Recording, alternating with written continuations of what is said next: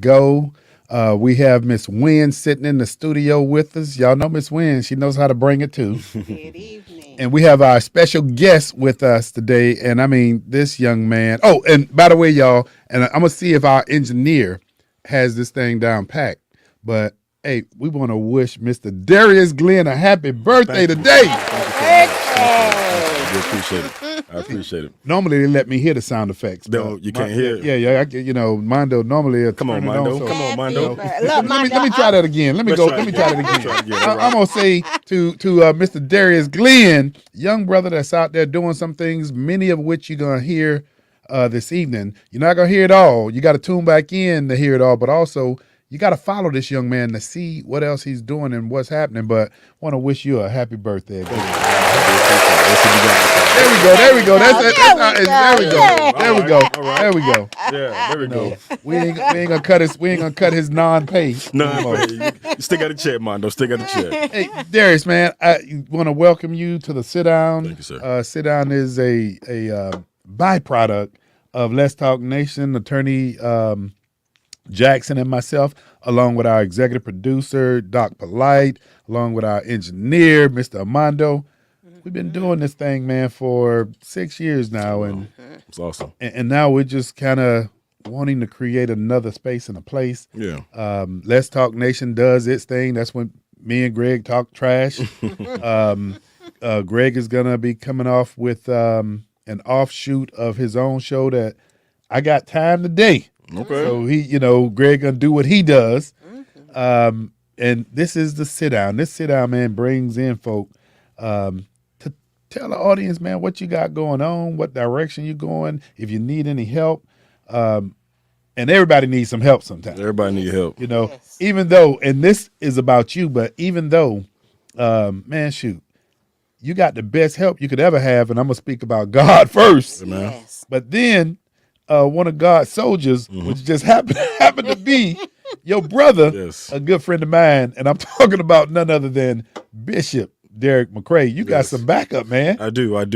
My brother is a great man, a guy I look up to and admire a lot. He's doing so many great things in the community, great things for people. He has a big heart for people, and I'm just trying to mimic some of the things that he does because he's a great guy. He's balling, and you know what? And I said we're not gonna make this show about no Bishop. We're not, Bishop no, McCrae, but you brought it up. You opened the door, so I'm gonna walk into it. Yeah. But years ago, man, me and your brother connected, and he said something to attorney Greg Jackson and myself. He said, "Hey, man, I'm a community pastor." Yes. And I grew to understand what that meant. Absolutely.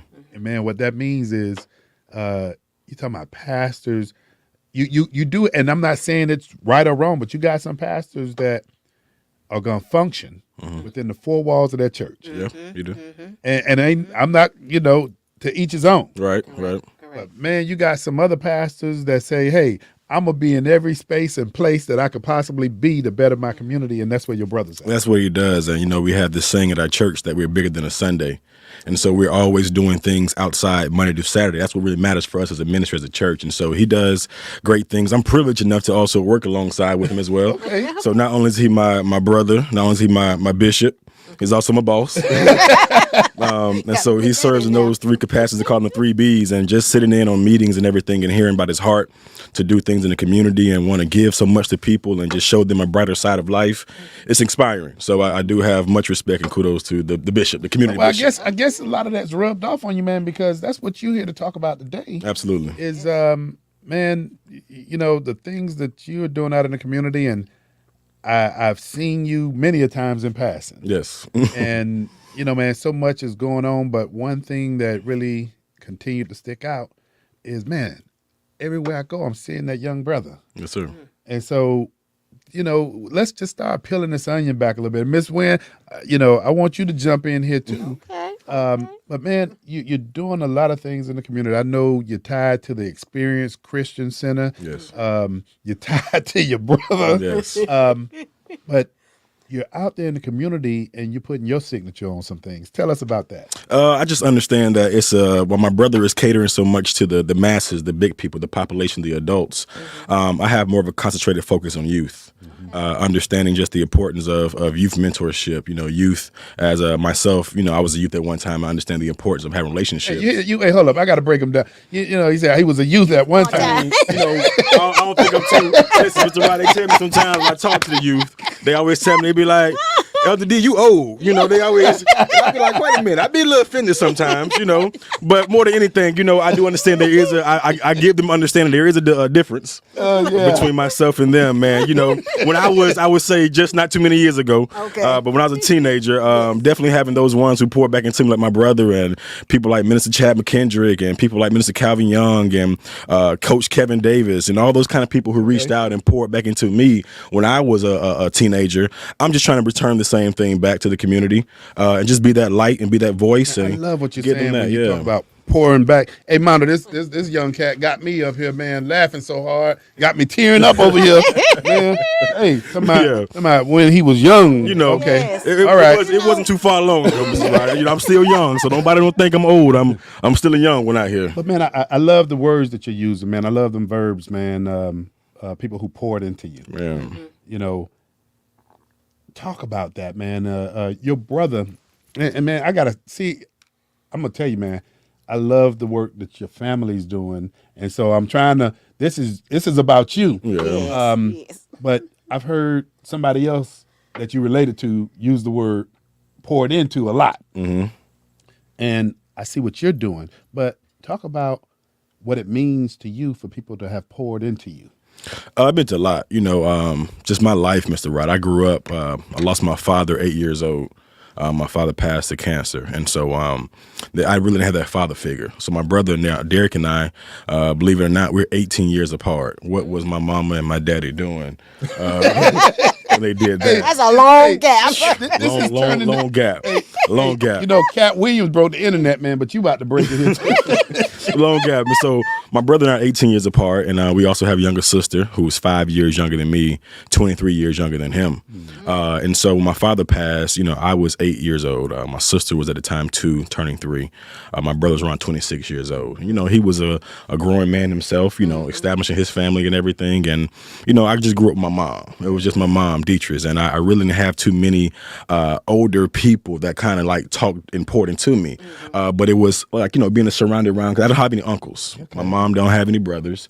My grandfather lives in Avon Park, which is Highlands County. So that's a good hour and a half drive from us. So having a father figure for me came from being involved in church, being around people, like I said, Chad McKendrick and the Calvin Youngs, who kind of helped pour into me. Even when I was privileged to go to a private school. So I went to St. Mark Preparatory School back in the day, when it's under the direction of Bishop Samuel Green. And going there, I had people like Kevin Davis, who was a coach that poured into me. Eddie Harris, who's my principal. I remember Eddie Harris. Yeah, the cute Eddie Harris. He poured into me. So these kind of gentlemen helped me shape me a little bit into who I am today. And so I understand the value of them, because at this age right now, my birthday, 32 years old, I look good for it, I think.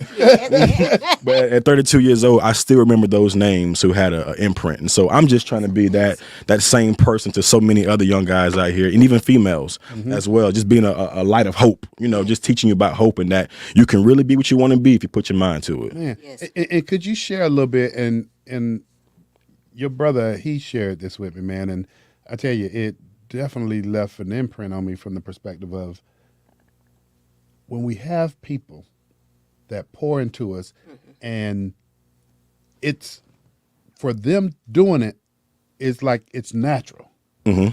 But then when we sit back and reflect on our life, and then I hear how you just rattle those names off. Yeah.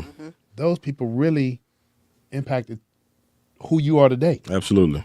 And so your brother shared a story with me about then Pastor Sam Green. Okay.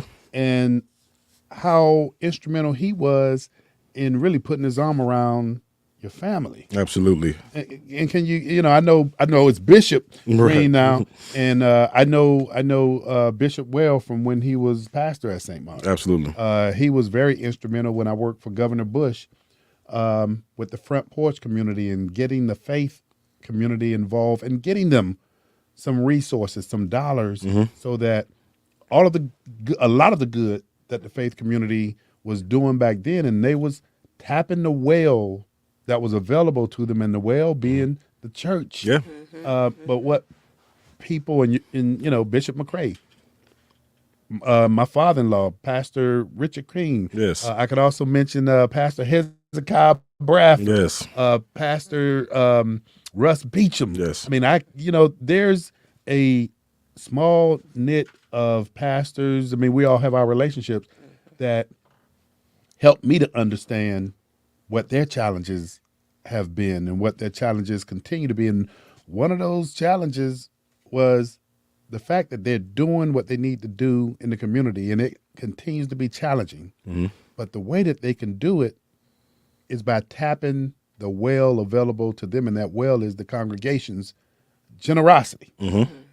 But people need to realize that well has limits too. Yeah. Yeah. And so when I mentioned Bishop Green back then, I was in a capacity where I was able to bring the faith community to the table and help build a capacity so they understood how to tap into other resources, how to sustain those resources. And so I heard the story about Bishop Green, how he took you underneath, your family too. Yeah, absolutely. My father and Bishop Green, I like to call him Pop. So my father and Pop were close friends. And my father actually used to serve at St. Mark as a sound engineer over there at one point in time. And so because of their relationship, it fostered a relationship between me and my childhood best friend to this day, Pastor Stephen Green in New York, Harlem, New York, which is Bishop Sam's Green youngest son. Okay. And so me and him have a great relationship, and Pop would always take me beneath his wing, and he would try to be that figure for me as well. One of those names I have to mention as well, who was there for me, definitely helped me out with schooling. Being that he was a pastor at that school, because my mother became a single mother of 2 young kids. He was the one that said, you know what, schooling is free for Darius while he's here. And so I served at St. Mark from kindergarten all the way to my 7th grade year of schooling, and I then transitioned and went to public school from there. But Bishop Sam is a very instrumental name to this day in the community. I tell Pop all the time, he sometimes come to Orlando and preach funerals, and it'd be packing there. Yeah. I say, I know they came for the loved one, but they came to see you too. Yeah, you're Pop, right. You're right. You're right. But he's a very great guy, and I'm always appreciative of him and what he's done for my family as well. Well, how has this translated with what you're doing in the community, working with young people now? I just see the need. So I've been, like I said, serving with my brother at the Experience Christian Center since the conception of it. Since the beginning of it, I've been there. Went off to Gainesville for 2 years and came back to Orlando and still serving that capacity. And I served in 2 roles. I served once in young adult role at the church, and then it kind of led over to just youth. Okay. And I just built a relationship with them. Just have a relationship with the youth, serving under, at the time, youth pastor Kyrie Pender, and serving under him at that time as well. Just growing relationships with them. And for me, Mr. Rob, I'm a big kid myself. Okay. You know what I'm saying? So I like to play. So it's relatable. It's relatable. I like to play. I like to crack jokes. I want to play games, you know what I'm saying? But I also understand that I want to direct you and steer you into the right way, And so the way I always tell people all the time with kids, you got to have a passion for this. Yeah. This ain't something you just wake up and say, you know what, I want to go see some kids today. You just don't do that. You know what I'm saying? And a lot of educators right now are having the tussle of the passion of, I love it so much, but the pay is difficult and all these things. And then sometimes the kids' behaviors are challenging as well. But you got to have a passion for it. Not just passion, we got to have patience. Yes. You know what I'm saying? You got to have patience with these kids. And so sometimes you have to come down to their level to get them to discuss and talk to you. Absolutely. So once you become their friend, you can learn a whole lot about a them. whole lot about them, and once you really dive into them, what I learned about not just with youth, but with people, when they realize you care and they see that, Yes. they open up. You build a trust. They're building trust. Yes. And when you build trust, anybody will follow you. You're right. If you're building trust, We are addressing a lot of problems, and Orange County, Seminole County is not, it has its uniqueness, but the issues that are being addressed are the same issues that's taking place in Chicago and anywhere Absolutely, else. yeah. Yes. As it relates to how do you build trust, how do you tap into that young population, and I mean, let's put it out there. The Orange County went on its second task force because of the level of violent incidents that were taking place in Orange County. And by the way, I might add that while everybody's familiar with the Orange County Citizen Safety Task Force, and I got to give it up to Mayor Jerry Demings. I mean, Yes. he took the bull by the horn and said, "This is what we're going to do." But there were 2 Orange County task force. But what a lot of people don't know is that the first task force was the Apopka Task Force on Violence, when unfortunately there was a series of killings all in Killings, yes. in the course of about Yes. 8 days. Yes. Young people. Yeah, young. Wow. Yes. And so, you know, there's a playbook out there, so to speak, that has been established by the different task force. But what's in the playbook is what we got to get our hands around, because we know what we need to do. We just got to have just in my opinion, a coordinated effort of getting it done. And with the kind of things that you're doing, talk to us about, you're in various schools, right? Yeah, I'm in various schools, and you said something key right then about coordinating. That means that we got to come together. Yes. You know what I'm saying? Yes. Sit at the table, have discussions. Yes. A vision always in mind is if a whole bunch of youth leaders would just come together and talk. We all have the same mission, the same purpose.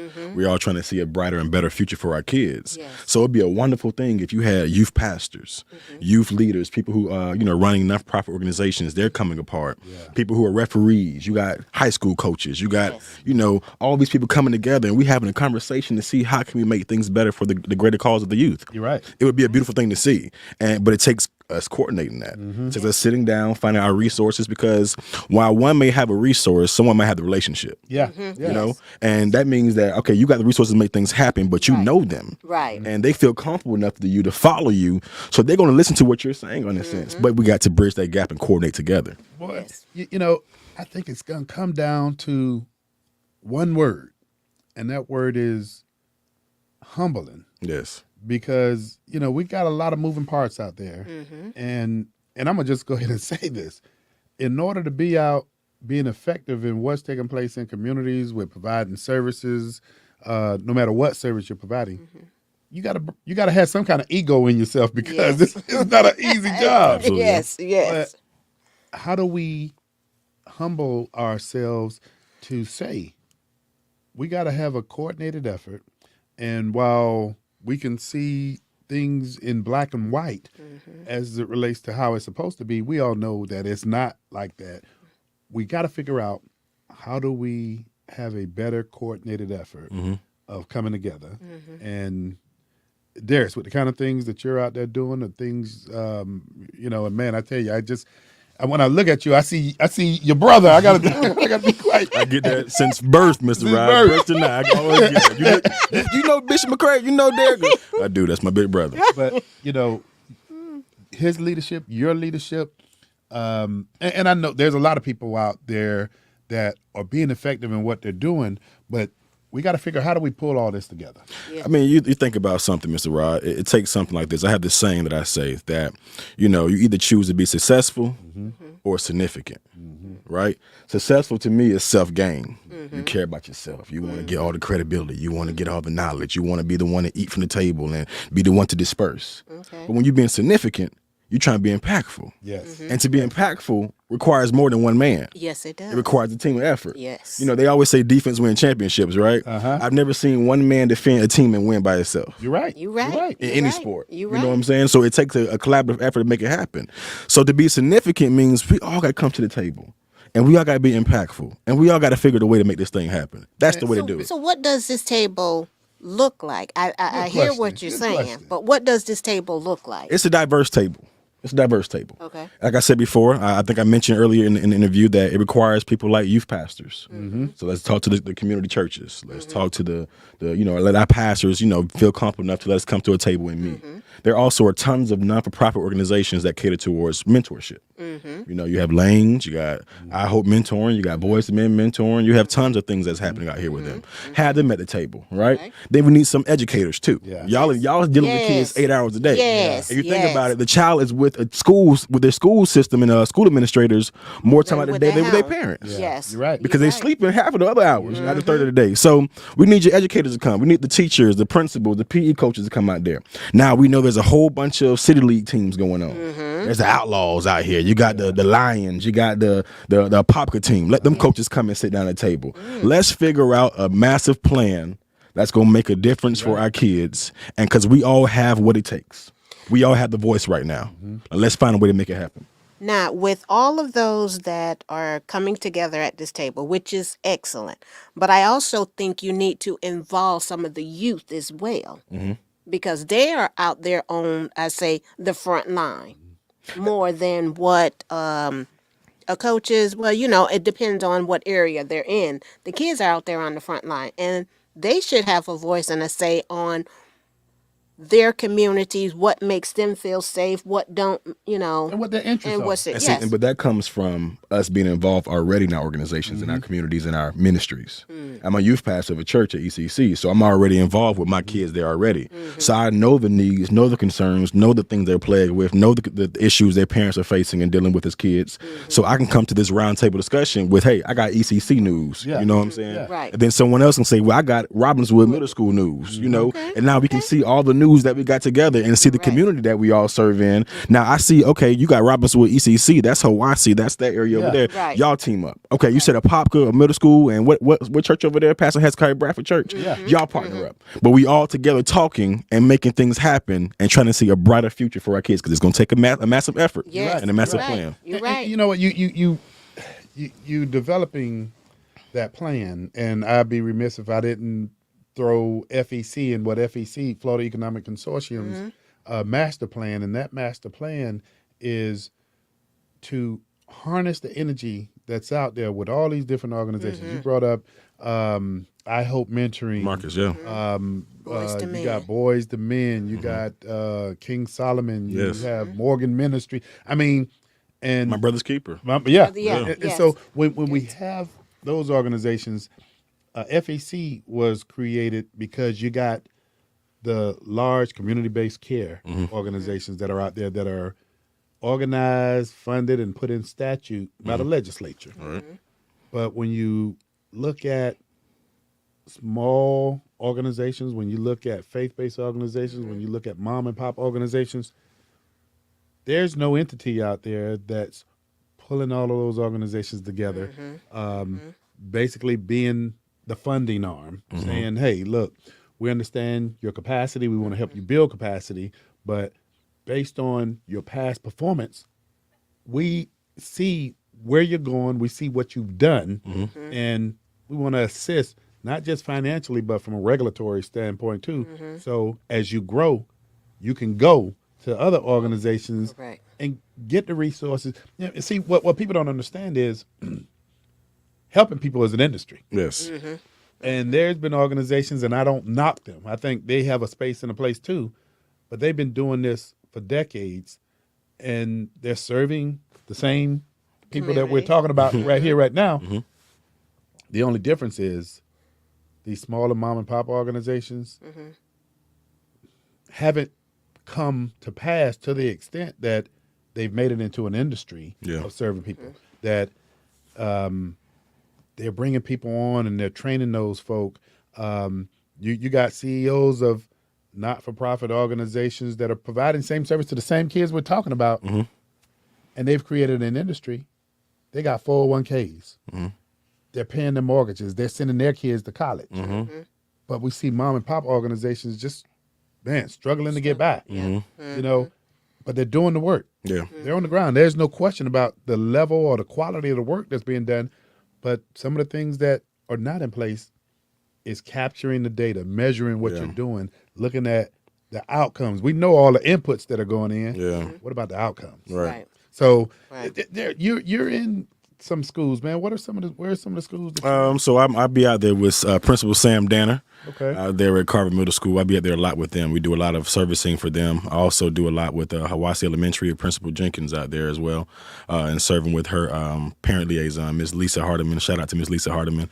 Also do some work with a guy named Sam Reddick at Robbinswood Middle School. And so he does some great things out there. He's also like the parent coordinator liaison out there and has a good imprint. And that's something that I've learned also with OCPS about that role and position, how vital it is for someone to be in that space to kind of be that in between man for the parent and the child and the school, you know. Correct. And so just meeting those kind of individuals. I also have a great relationship with Coach Anderson out there with Oak Ridge football team. And so something that the church ministry did this past September, we had this thing called Gridiron Month. And we invited 3 schools out, 3 high school football teams. That was Jones High School, which is my alma mater. Go Jones High School. Okay. All right. We invited with Coach Wood and Jones High School. Then we had Coach Anderson with Oak Ridge football team, and then Coach Tony with Evans football team. And so each Sunday, each team came out, and we blessed them and gave them a nice little stipend money for just coming out and worshiping with us and encouraging them to keep doing things. And because of that, it has allowed me the relationship to go in and speak to these teams and really just be encouraging light to them in some kind of way. When the church has blessed them in some kind of way as well. And so that's kind of my involvement with OCPS and such. I'm not so much involved in other counties, but that's what I do with the school system. And then, of course, I'm catering towards my kids at ECC, our program, and what we're doing. Excellent thing we have coming up is this thing called the VOW Weekend. Okay, I was going to The VOW Weekend. That's the weekend where we have a concentrated focus on mental health illness. We talk about sexual health. And just talk about different things with about even the risk, the health risk of vaping. We have all these kind of discussions with these kids. So imagine taking kids away. I had a vision to take us away on a weekend trip and a camp trip. Now, when I was in youth ministry, you know, we always did youth trips. You remember that? You know what I'm saying? We used to always, and with so much fellowship, you know what I'm saying? Fun with other churches, other schools, we all coming together. Unfortunately, I think COVID has made a divide in that, where we don't have too much of the fellowship and camaraderie going on. And so I had a vision of just a whole bunch of ministries and organizations coming together and taking the kids to Vero Beach. Vero Beach is a campground they call Real Life. And we do something called the VOW Weekend, where we're having the kids pretty much commit to themselves about certain things. Because what I do understand and see is that, you know, our kids are involved in sexual activity. And they don't have sexual education no more in schools. No, they don't. And so not really. It's not really they have that. When I grew up, like it it used was to be like they had DARE program and you had HOPE. I forgot what HOPE stood for. But they had certain programs that spoke to these kind of things and issues. They don't have that anymore, you know. And then we've seen a rise in things concerning mental health with our teenagers as well. And so just having a weekend where they can get resource and get information about certain things, having mental health therapists come out. It's called the VOW. Okay. Have mental health therapists coming out. I have a nurse coming out as well. When do you do this again? It's on March 15th through the 17th. Okay, so with that being the case, I mean, this show is a show intended to help, you know, because I know you got expenses and things of that nature. For those people who are watching this show and want to donate, Yes, sir. how can they get a hold of you? So I have a donation link that I can send to you all. If anyone would like to email me, my email address is D as in Darius, Glenn, that's GLENN as in Nancy, at ECCorlando.com. If you send me an email of interest that you want to support and sponsor a child, right now the cost per child is $149. That comes with their transportation, that comes with their food, that comes with their activities, that even come with resources so they can contact these nurses and mental health therapists afterwards if they have any questions or things that are concerned. And just a fun-filled packed weekend. And so if a person wishes to sponsor a child or wishes just to be a title sponsor, we appreciate all donations because things like this do cost. Programming does cost for kids. You know, I think about that story about, what do they call them, the starfish? Yes. You know, washes up on the beach. And there's so many starfish, and you see that one person throwing one back, and people are watching and saying, it's so many starfish that have washed up on the beach. What are you doing? But that person looks back and say, well, me throwing that one back in meant something to that one. With that being said, because I know the need is great, but Ms. Queet, you know, get with Darius, and I mean, we're gonna try to help a couple of starfish. Yes. You know, and Darius, That's amazing. this is what it's all about. Yes, sir. Looking at how do we, you know, harness the energy of us, so to speak. But you know, you went somewhere, and I said, I was thinking to myself, I don't want to go there, but you opened up the door. You started talking. You started talking football. Yes, yes. And before we went on air, see, people don't. That's something we got to do one day. Doc Polite, Armando, we got to had the cameras rolling when we talking our small talk. Yeah. You know, so we can do our edited version because people don't see the pre-talk. But, you know, we were talking about the Ravens. And how that went down. We were talking about Detroit and San Francisco. But there's a topic, man, I want to bring up that I like jugging at your brother every now and again. And hey, I haven't seen your brother with a Dallas jersey on in a long time. Yeah, so that runs in the family. We all are Cowboys. Oh, y'all Cowboys? Cowboys fans. That's what he was saying. The I only one said. that joined us. My mom, she takes every chance she get to talk about the Cowboys. But my brother and I, we're diehard Cowboys fans. Yes, tough season. Man, tough. Boy. Really? Tough season, very tough season. I mean, I wish we had made some changes this offseason, but apparently we didn't. We kept Coach Mike. Yeah. Don't look I like wanted he's something going different. anywhere Now they either. kept him. It's a tough season. And then even yesterday's game. So yesterday's games are good. Yeah. I enjoyed both games yesterday. And the two teams I rooted for didn't come out victorious. Yeah. And I blame both teams. It was Lamar's fault because the defense did their job. Yeah. And then Detroit situation, a lot of drop passes. And that was crazy, though. Detroit was up 24 to. they had it. Yeah. They had it. But that's like, putting that steak up to your mouth and somebody come and tapping your hand and And take it off your fork. Because that's exactly what happened with them. I was just like, they had it. They were so confident halftime. They was confident. I don't know what San Francisco and Coach Kyle Shannon said to them at halftime, but they came back out with a vengeance. I'm like, They proved Yes, exactly who they yes, are, and they you're right. deserve to be in the Super Bowl. Right. Because they played one great game Yes, he yesterday. did. I'm like, Detroit is doing it to them. Yes. I ain't gonna lie, right? I want to see that Baltimore and that Detroit. I did. Super I Bowl. did. Me too. I seen somewhere where Yes. Snoop Dogg said, "I love to see Detroit fans come out there meat coats in Vegas with them shining Stacey Adams and everything, Stacey, them yeah. brim hats." But now we gonna get that this year. But you know what I think we all have been not suffering from, but what we all have is what I call the underdog syndrome. Yeah, See, I'm tired. I'm gonna acknowledge it. I was tired of seeing Kansas City. They've been there last 5 years. Yes, last 4 or 5 Last years. 4 or 5. I was Yeah. tired of seeing them. And then, it's just because all of our humble beginnings Yeah. Yes. have been just that, humble. Yes. Yeah. Yes. And so, Yes. man, to see Lamar, those Ravens, come back would have been it. And then Detroit, that, man, They've been struggling Been, lately. What, last 3 years. 3 years? 2000, I think 20 or 21. They was like 3-12 or something like that. Yes. And then and to get that close. get that Yes, close get that and close. really have it. Yeah, but No, they could man, taste it. hey, look, does your brother mothball his Dallas jerseys? I mean, every year. I just envision when that went down. While I was watching the game and I was into the game, I was just like, man, I wonder what my boy doing. I don't know who was together that day watching the game or what. I don't remember, but I can say I know how it was for me, so I know how it was for him. Just challenging. Like, it was just so disheartening to see because the Packers came out off the gate. Yeah. You know Yes, what I'm saying? they Like, did. boom. Like, we here. And we Yes. played like, And they was at home, right? Dallas was at That was home. yeah. We hadn't Yeah. lost a game at home all season. Yes. Man, hey, Yes. see, you, I don't know why, man, That wa- jugging at y'all, man, making me come to tears. Listen. That's why Jerry Jones was in tears. Listen, everyone loves jigging at the Dallas Cowboys. I tell everybody all the time, it's America's team. What is When you're America's team, is you or take was, all that. Armando? Was It's Americans team. Is America's team. Then when you're America's team and you're the number one, this week. you take a lot. Dallas Yes. ain't been America's team since Michael Irvin and Emmitt Smith. There you go. That's Yes. before my time, but yet and still. Yes. Even before his time, Franco Harris back with Pittsburgh and Dallas had their little rivalries going on. Take it easy on him. He had enough. Yeah. Well, Martin, If he wasn't around, with Emmitt Smith and them, Agree, baby. oh, see, but I gotta be humble. I gotta be quiet. Taking it easy on But him. see, gotta be quiet. if Darius wasn't around to remember, back in the day with Emmitt Smith and Michael Irvin, then he wasn't nowhere around when Roger Staubach Oh, played, no. played I'll just hear quarterback. stories about Roger. I say, oh, Roger's a good man. I guess he's a good player.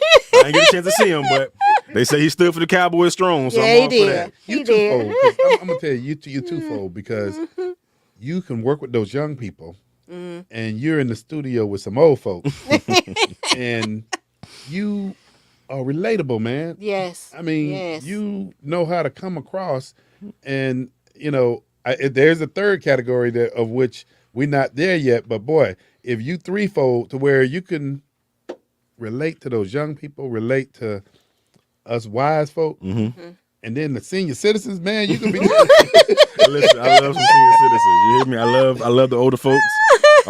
Sometimes our youth ministry will go in service and do stuff at nursing homes and everything. And I always hung with older people for some odd reason. I don't know why. I just always hung with older seasoned people. I would say Wisdom. A lot of wisdom. And just having conversations with them. But they give you so much knowledge. Yes. And a shout out to the Apopka Progressive seniors. A shout out to the Fran Carlton senior exercise class. yes, Yeah, we Miss work with them Duncan. seniors Okay, as well, okay. man. Yes. And they just give us some wisdom. Yeah, I love Yes. talking to the seniors. Talking to my grandparents. My granddaddy, I think, is one of the most hilarious people in the world. My grandmama's so sweet. I love talking to her as well. But, I just talk to everyone. You got to be relatable to people. Man, You I really just do. love people. You really I just do. love people. You really do. Darius, let me ask you this. What are some of the next steps for you? What are you aspiring to do? I mean, I see the direction you're going, but what is the big picture for you? Big picture. Just to be honestly, it's not so much of a platform or a title, a position or success. My next platform, my next thing is that I want people to realize and think of me as one person who cared for people. See, that's Oh. I don't care about a Yes. title. I don't care about a platform. I don't care about having that seat up front. I don't care about any of those things. When it's all said and done, I have a privilege of working in mortuary service.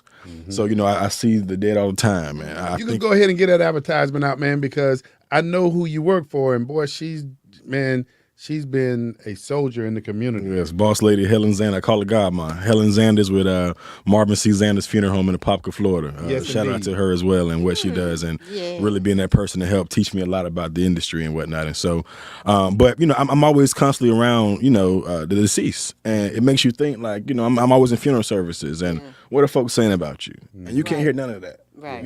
Right. And it's just that I want to be that person now. And let people look back and say, you know what, Darius, I remember there was a time. Yes. And you Yeah. you said something, you gave something, you shared something, you connect me with someone, Right. and I appreciate and value that. Not about, hey, I don't want that position, that title, like I say all the Right. time. I'm not big on those things. I'm big on the heart, the heart issues, and people remember you for what you've done Yes. more than and what you said and how you Yes. impacted them Yes. more than who you are. Yes.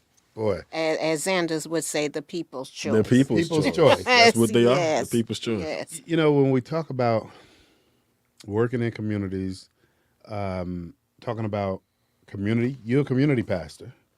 I see the work that you're doing out there, but I think about this past Sunday. I mean, basically the forum that you guys set up. Yeah. Was it Burgundy? Burgundy and black. Yeah. Yeah. And Miss Wynn she don't know because at her church it was men in black. So I transitioned from You was able to play it off. yeah. Your brother called and said, "Hey man, I want to call some of my friends to come show up, man, Yeah, man. and have that Burgundy on."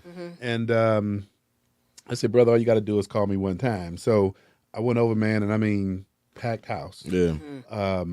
But what was even more so impactful is what people got out of it, Yeah. man. And I mean, so just incredible, man. And to see men in the place Yeah. like that. Something you don't see often. You're right. You don't see too many men in churches these days. And that's just been a stigma Correct. just for years. That's not something new. It's always been where we see majority women in church, But my brother, I'll call him Derek today since we're not in church.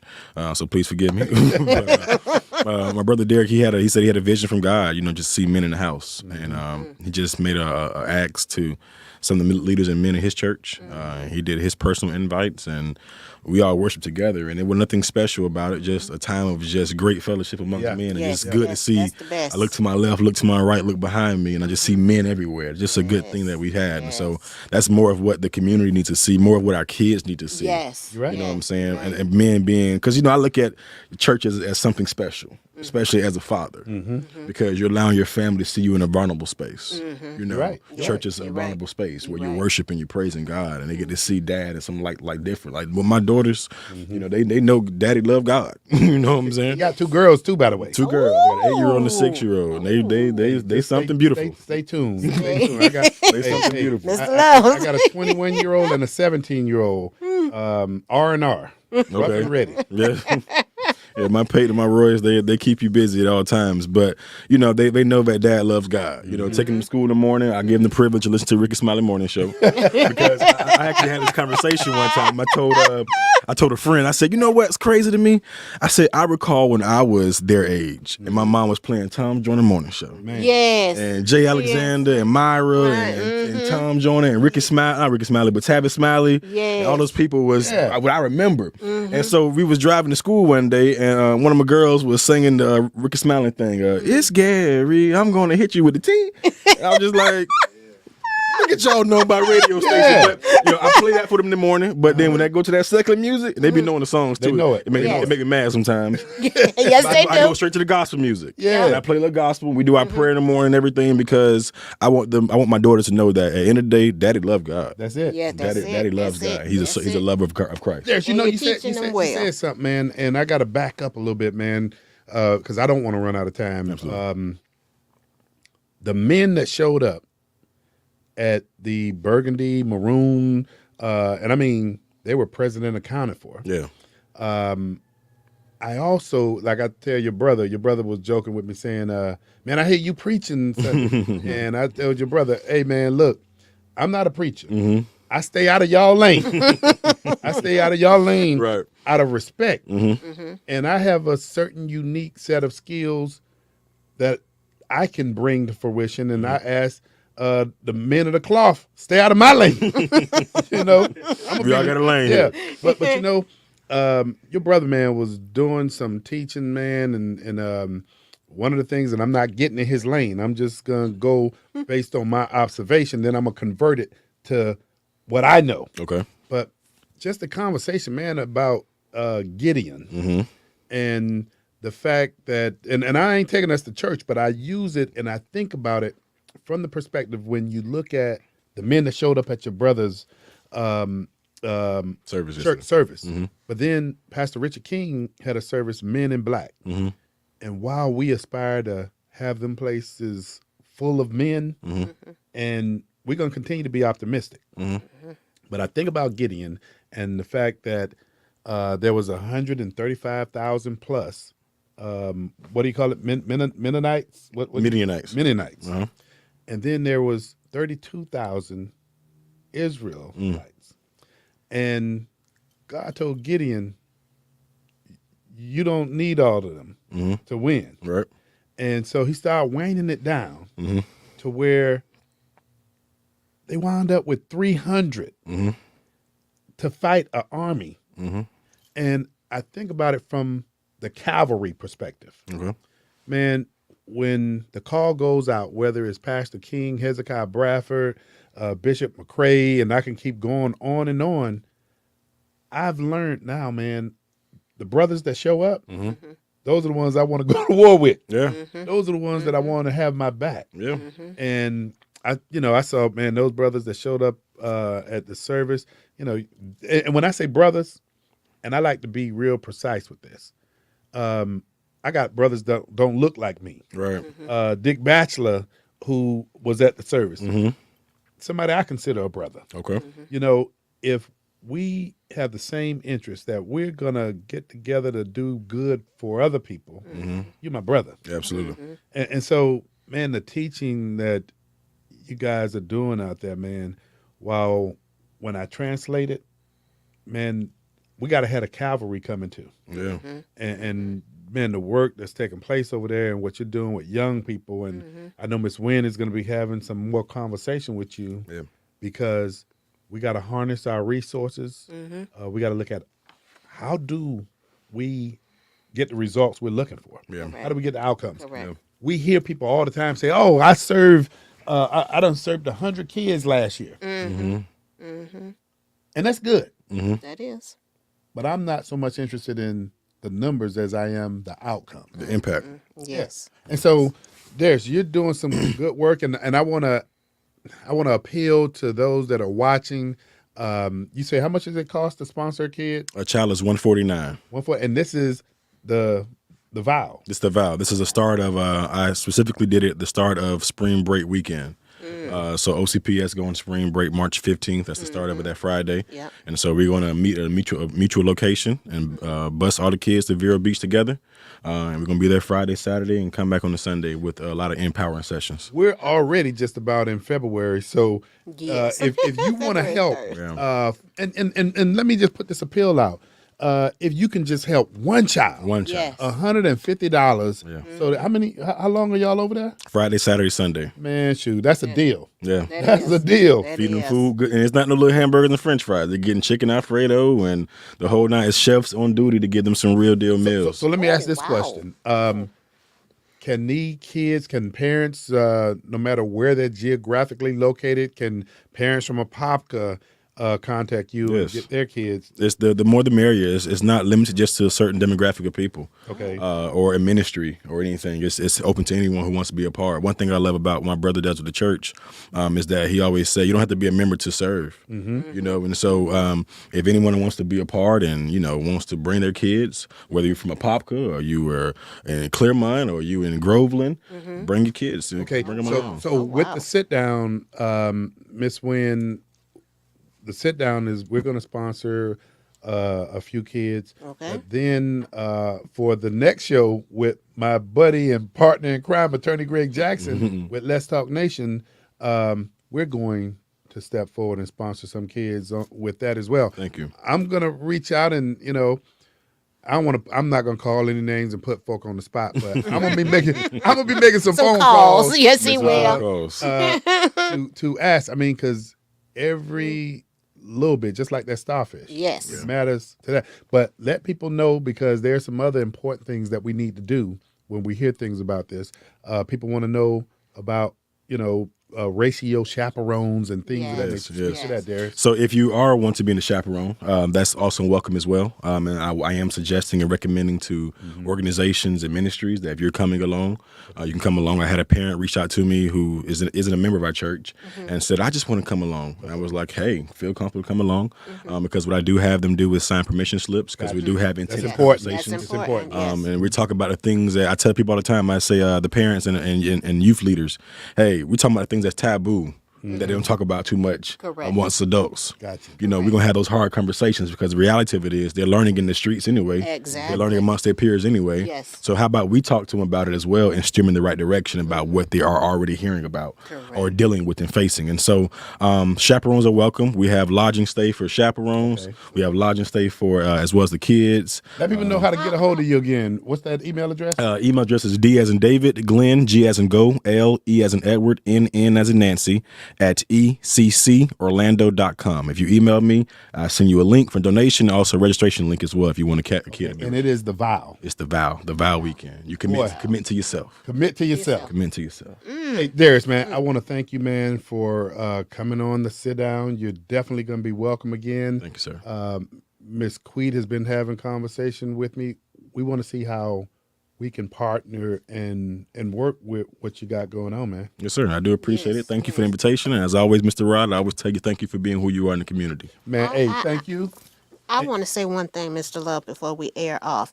I would like to work with you to get the community together for a forum. Okay. So we got to get something together for that. Well, you got somebody locked in now. Somebody like that. Somebody locked Hey, in. listen, it takes one and it takes two, and then you keep adding on to it. That's it. Hey, I want to thank you once again, Darius, for coming. Hey, to our sit down audience, want to thank you for tuning in. But hey, come on, let's be about it.